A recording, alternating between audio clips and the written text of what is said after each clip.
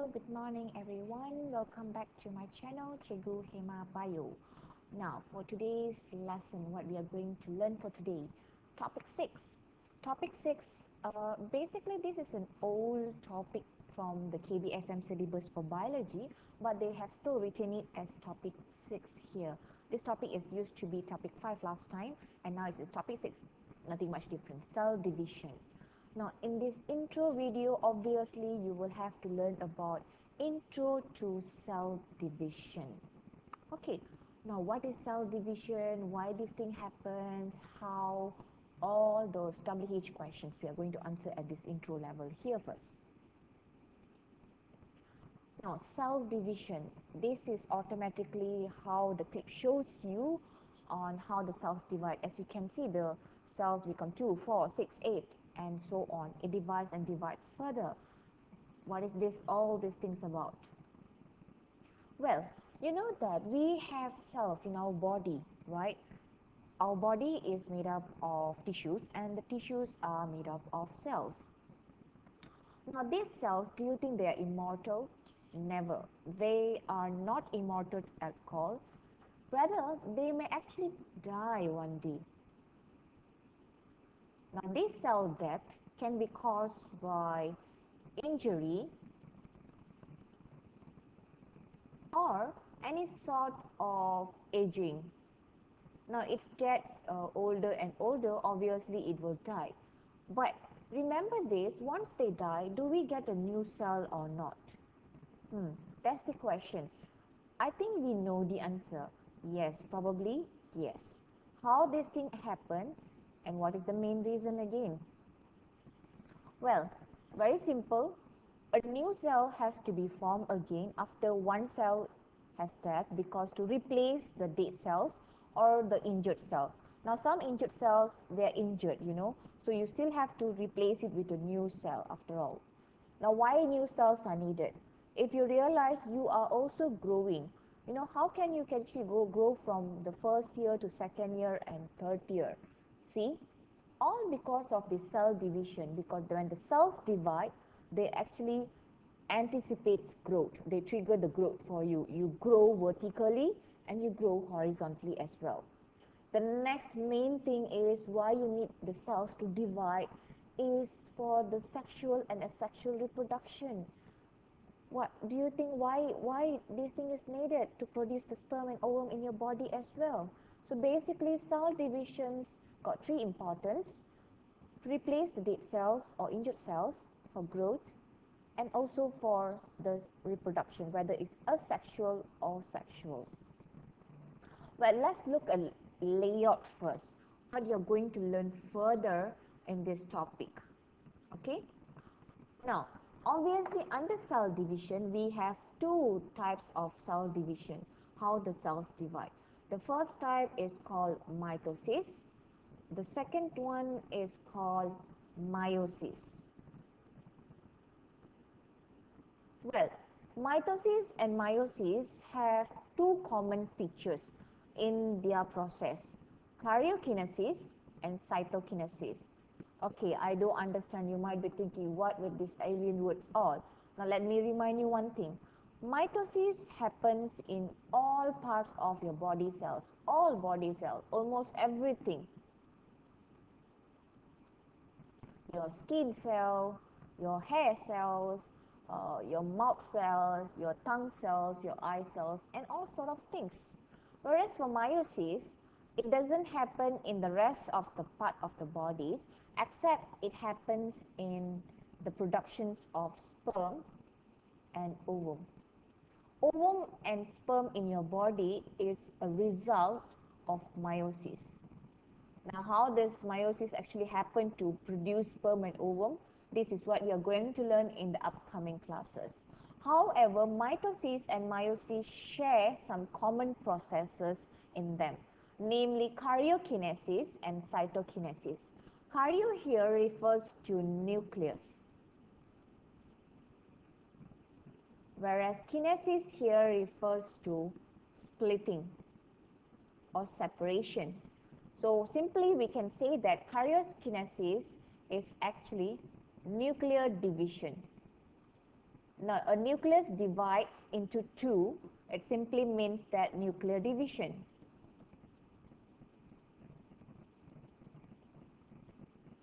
Now, mitosis and meiosis also share the same content as well, which is cytokinesis. Cyto refers to cytoplasm, and of course, kinesis refers to splitting or separation. Well, cytokinesis here refers to cytoplasmic division. Now you might be thinking, that means in cytoplasm and mitosis and meiosis are interlinked to each other, which means, like for example, mitosis happens first, then meiosis happens. Is that the way? Or in somewhere in the middle, like mitosis change into meiosis, is it? No. That's what not I meant. Mitosis is an individual process. Meiosis is an individual process. What I'm trying to say here is that karyokinesis and cytokinesis will occur in these both mitosis and meiosis. You can find karyokinesis and cytokinesis in mitosis. You can also find karyokinesis and cytokinesis in meiosis. Okay? Okay, alright. Now, hold on. Before we dwell into further, let's look at the target for our video today, the one that you have to achieve. Okay? Well, we are learning about karyokinesis and cytokinesis, but it's more like without a direction. Let's look at our directions for today's video. Now, our learning goals for today are. First thing, you should be able to know what is karyokinesis. The second target is you should be able to know what is cytokinesis. And the third target is you must know certain terminologies. Now, these terminologies is very important because you need to use it frequently when you explain in structure and essay questions.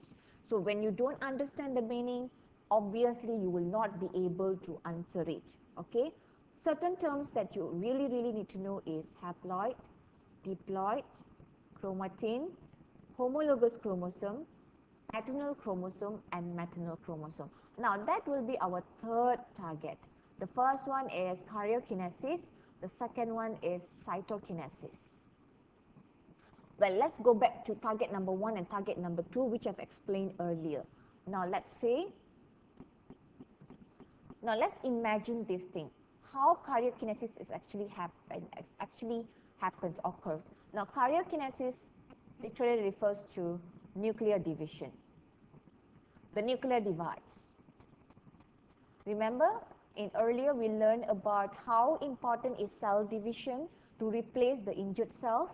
Okay, imagine that this is a dead cell or an injured cell, and this is the nucleus.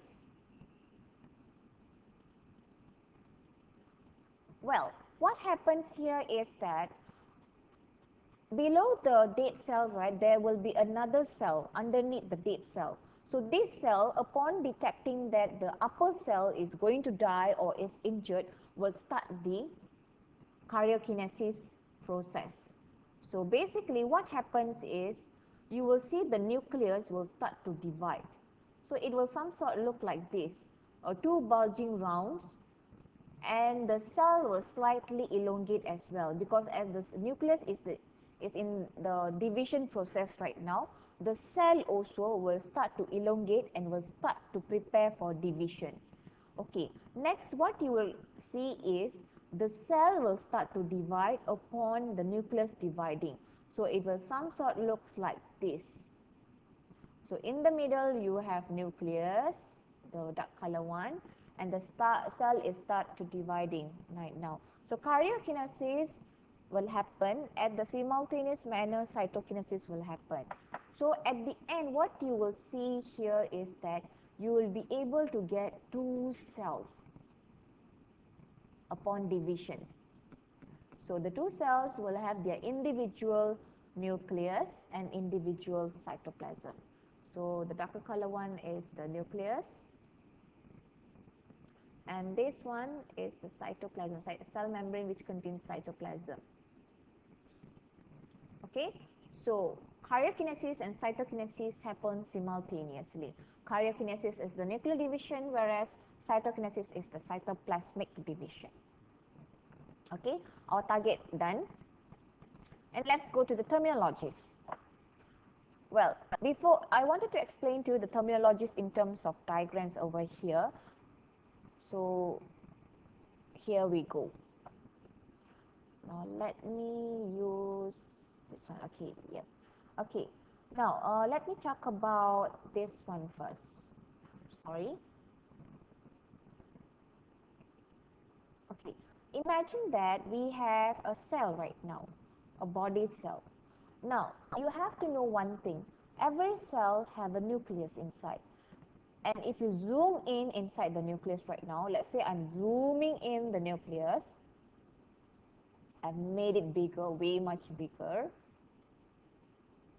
So inside the nucleus, you will be able to see 46 chromosomes.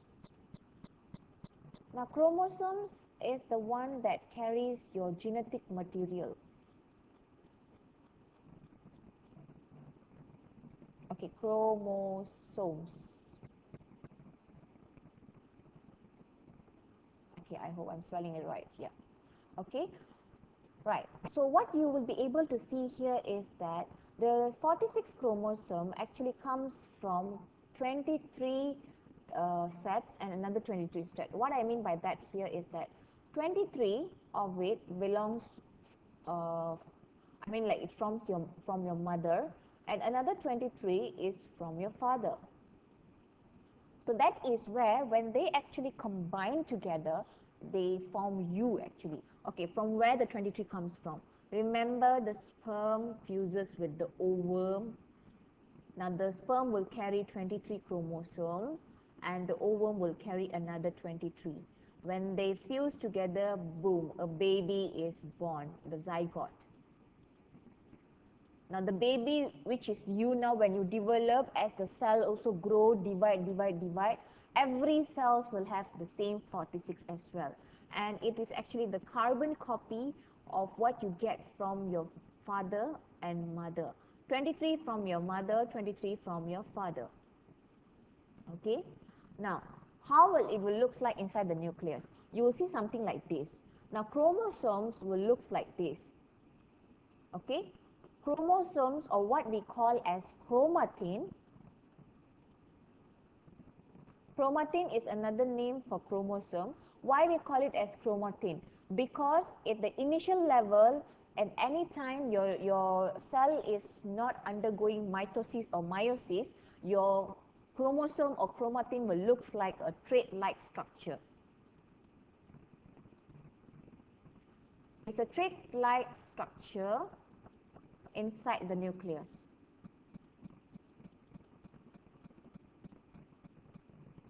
So chromatin or chromosome is like the thread-like structure inside nucleus.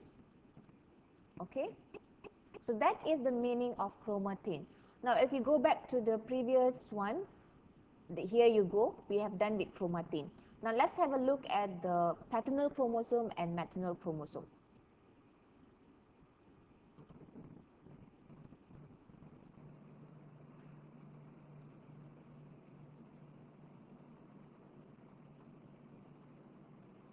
Now in initial level, where all the chromosome will look like this, you have to remember 23 comes from your mother, 23 comes from your father.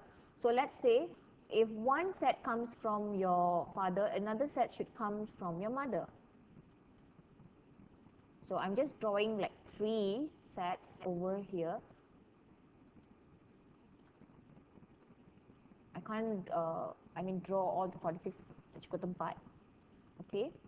So what I meant here is that, okay, if you look at this chromosome, right, the total is 46. The blue color one comes from the father, the red color one comes from the mother.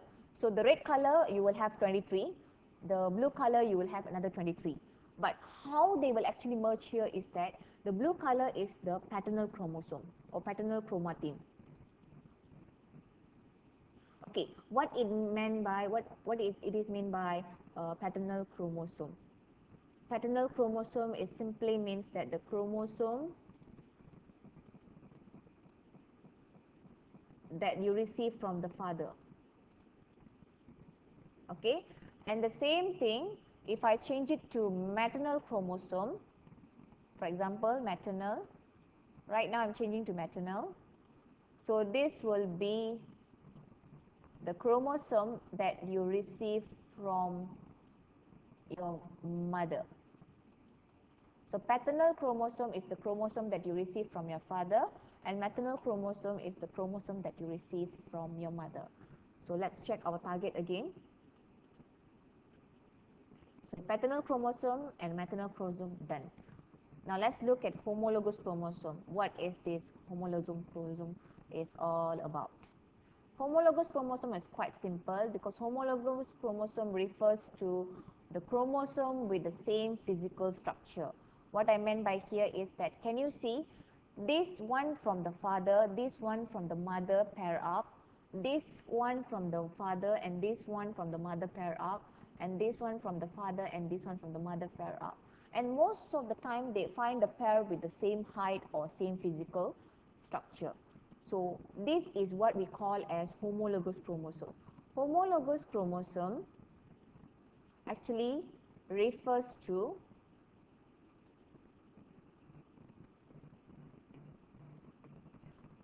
a set of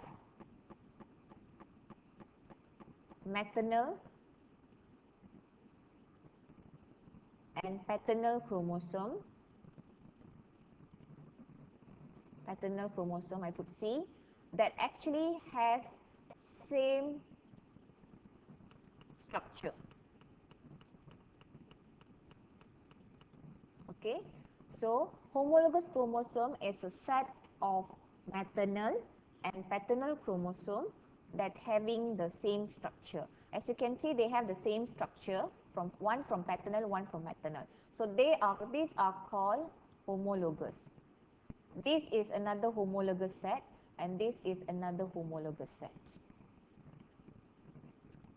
Okay, coming back to our target, homologous chromosome done. And let us dwell into the term called haploid and diploid. Okay, now as I told you earlier, mitosis happens in all parts of our body cells, any body cells except for sperm and ovum.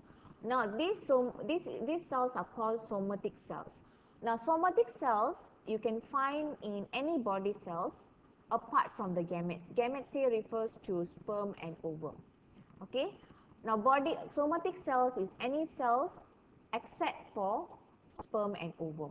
Your mouth cell, hair cells, skin cells, every sort of cells except sperm and ovum. Okay, you don't touch that. Somatic cells undergoes mitosis. Okay, now when these cells undergoes mitosis, right, you know that every single cell in our body initially will have 46 chromosomes. Now after mitosis, which is the cell division, okay, the new cell which now will have two, which now will be 2, will have the same number of chromosomes, 46 and another 46.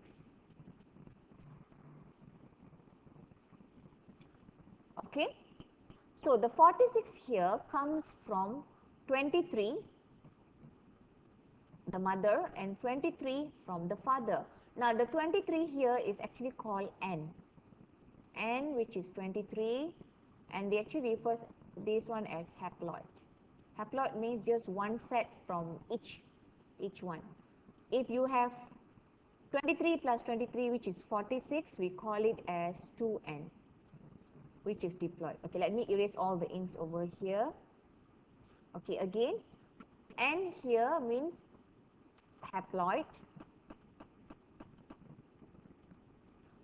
It simply means that the chromosome will be 23. It's not the original one, 23. And the chromosome belongs to one set of the parent. Either one.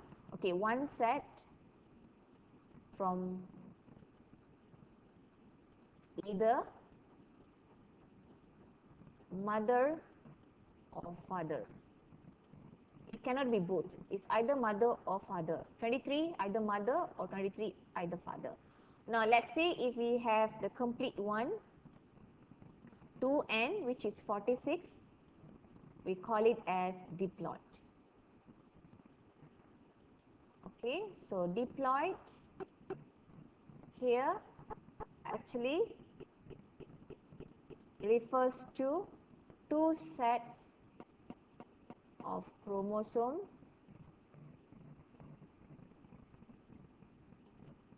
from both the mother and the father. Okay, so somatic cells, any body cells will have 46, which is 2n, diploid. Okay, diploid. And diploid here means that the set of chromosome you receive, the body cells, the somatic cells possess will be one set from the mother and one set from the father, 23 and 23. Okay, whereas for gametes such as sperm or ovum, because it's gender basis,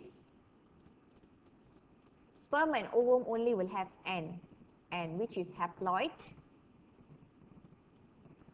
which will have 23 only. So this haploid will only have from either one of your parent. If it's maternal, maternal. If it's paternal, paternal. It's just like that. Okay, only one set of chromosome. Alright, so let's check our target. So we have done with haploid and diploid. So basically in this introduction video, you just have to know these targets: karyokinesis, cytokinesis, and the 6 terminologies, main one. Hope you have learned much better, and I will see you in the next video for continuation. Okay, look at another video of mitosis to learn more about mitosis. See you then.